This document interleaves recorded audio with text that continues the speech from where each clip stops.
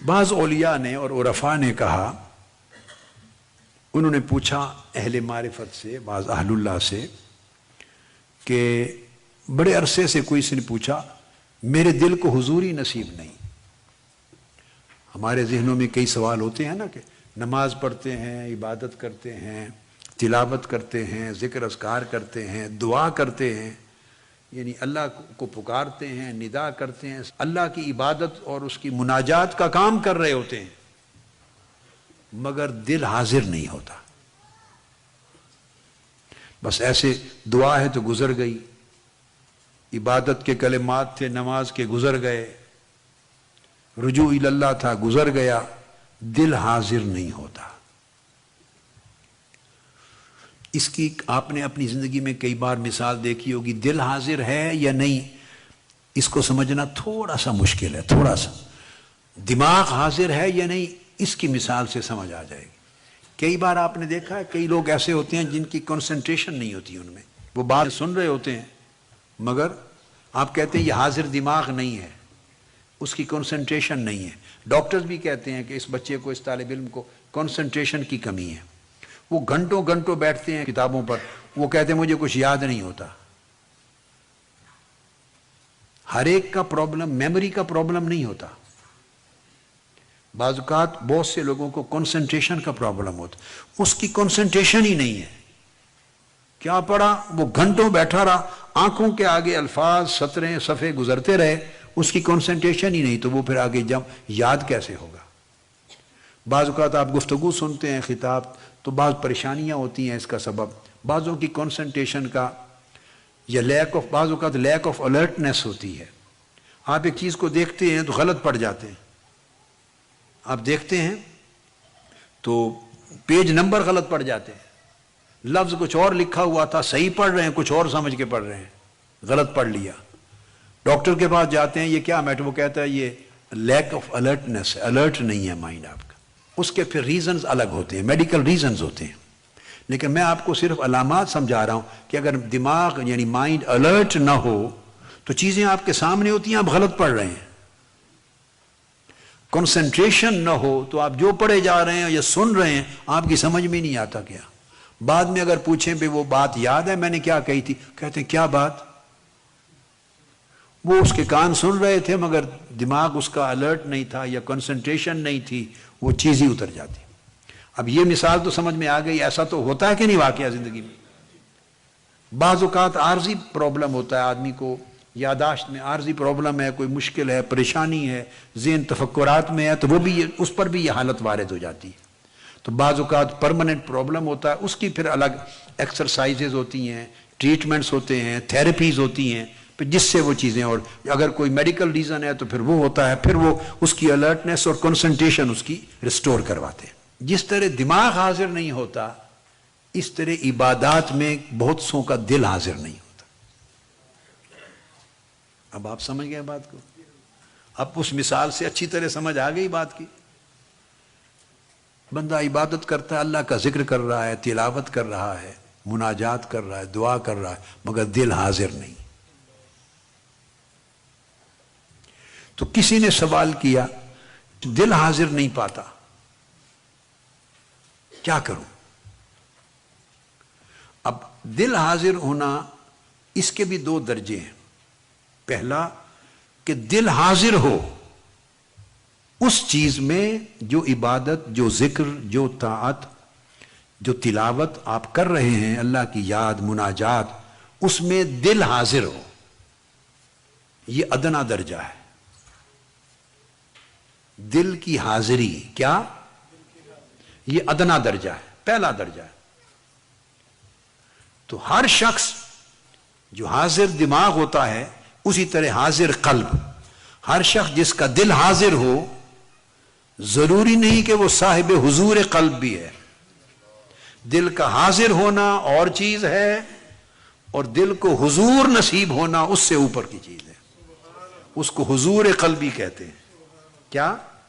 یعنی دل کی حضوری، دل کی ایک ہے کہ آپ کے ذکر میں اذکار میں، عبادات میں، طاعت میں، تلاوت میں، نیک کام میں جو کر رہے ہیں تو دل جمی کے ساتھ دل حاضر ہے، دل آپ کے ذکر اور آپ کی طاعت کے ساتھ جڑا ہوا ہے، کنیکٹڈ ہے، ڈسکنیکٹڈ نہیں ہے۔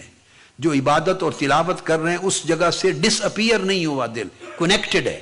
یہ ہے دل کا حاضر ہونا، جیسے دماغ کا حاضر ہونا۔ ٹھیک ہے؟ اب اگلی بات کہی، دل کا حاضر ہونا ایک درجہ ہے، اور یہ کئی لوگوں کو نصیب ہو جاتی ہے کہ اس کا دل حاضر ہے، یعنی دل جمی ہو گئی، ظاہری عبادت، عمل، طاعت، تلاوت، ذکر، اذکار، دعا جہاں کر رہا ہے اس کے ساتھ دل اس کا جڑا ہوا، کنیکٹڈ ہے، یہ کنیکشن ہے، یہ ہو گئی حاضری۔ کچھ لوگ اس سے بلند درجے کے لوگ ہوتے ہیں اور ان کا دل کا حاضر ہونا وہ ذکر کے ساتھ نہیں ہوتا، وہ مذکور کے ساتھ ہوتا ہے، یعنی وہ اللہ کی بارگاہ میں حاضر ہو جائے تو اس کو حضوری کہتے ہیں۔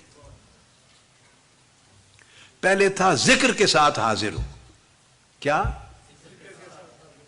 اور اب کیا بات بتا رہا ہوں؟ جس کا ذکر ہو رہا ہے اس کی بارگاہ میں حاضر ہو، تو اس کی بارگاہ میں تب حاضر ہوتا ہے دل جو دل اس کے ساتھ جڑ جاتے ہیں، اس کو کہتے ہیں کہ اس کے دل کو حضوری حاصل ہے، اس کے دل کو حضوری رسائی ہے۔ کیا؟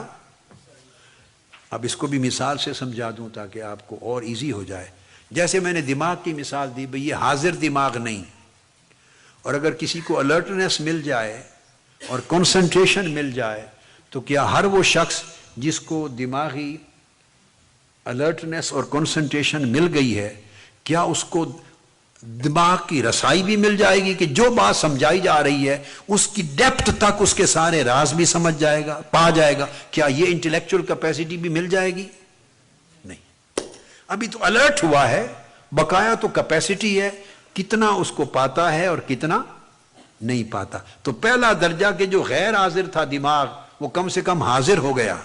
اب حاضر ہو جانے کے بعد کتنا سمجھتا ہے، کتنی رسائی پاتا ہے اور کتنی نہیں پاتا، یہ پھر اس کا اپنا، اب سمجھ گیا، نصیب ہے۔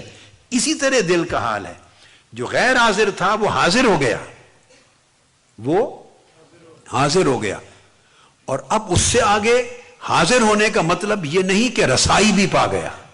جس کا ذکر ہو رہا تھا، جو مذکور تھا، جس بارگاہ میں کی یاد ہو رہی تھی، کہ اس بارگاہ میں بھی پہنچ گیا۔ تو اس مجلس میں حاضر ہونے کا مطلب نہیں کہ وہاں بھی پہنچ گیا، وہ رسائی ہے، اس کو حضوری کہتے ہیں۔ تو اب کسی نے کہا کہ وہ بات بیان کی کہ میرا دل حضوری نہیں پاتا، حاضری کی بات نہیں کی، کیا؟ حاضری کی بات، حضوری نہیں پاتا، اس بارگاہ میں نہیں جاتا میرا دل، وہاں اس بارگاہ میں دل کو غائب پاتا ہوں۔ پوچھا کہ کب میرا دل وہاں پہنچے گا کہ میں دل کو پاؤں اللہ کی بارگاہ میں، کب ایسا ہوگا؟ فرمایا اذا نازل فیہ الحق، جب تمہارے دل میں حق، تمہارے دل میں اللہ ٹھکانہ کر لے گا، جب تمہارے دل میں اللہ آئے گا، اللہ اترے گا، تب تم اس کی بارگاہ میں دل کی حضوری پاؤ گے۔ تو انہوں نے پوچھا کہ اللہ کب اترے گا میرے دل میں؟ اللہ کا نزول، کیا میرے دل میں اللہ کا نزول کب ہوگا؟ اللہ کب میرے دل میں آئے گا؟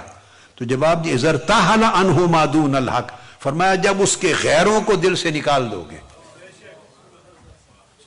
جب غیر چلے جائیں گے تو وہ آ جائے گا، وہ غیروں کے ہوتے ہوئے اس دل میں نہیں آتا۔ یہ بات سمجھ میں آئی؟ اور غیر کون ہے؟